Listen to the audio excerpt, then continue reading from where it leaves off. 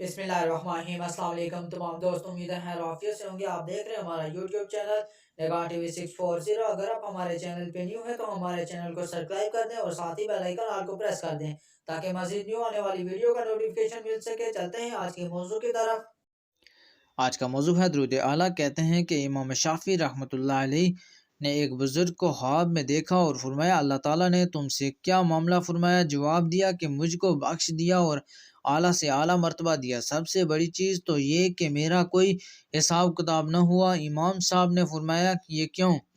उसने जवाब दिया कि ये दुरूद शरीफ जो मैं पढ़ता था, इसकी बरकत से जो शख्स इसे हमेशा विरद रखेगा तो तमाम मखलूक से मुमताज़ होकर रहे, बद बदअमनी, राज़नी, खौफ, हादसात, चोरी वगैरह से महफूज रहेगा। वाकई आला मर्तबा का ये दुरूद शरीफ इस दुनिया में अल्लाह ताला ने इंसानों पर एहसान करके अता फरमाया। खुदा तौफीक दे। बिस्मिल्लाहिर्रहमानिर्रहीम। शुरू अल्लाह का नाम लेकर जो बड़ा मेहरबान नहायत रहने वाला है। सल्ले अला सय्यदिना मुहम्मदिन कमा यम बागी सलातो अलैहि। तर्जमा, द्रूद भेज हमारे सरदार मोहम्मद मुस्तफ़ा सल्लल्लाहु अलैहि वसल्लम पर और उनकी आल आप सल्लल्लाहु अलैहि वसल्लम पर जैसा कि द्रूद भेजने का हक है उन पर।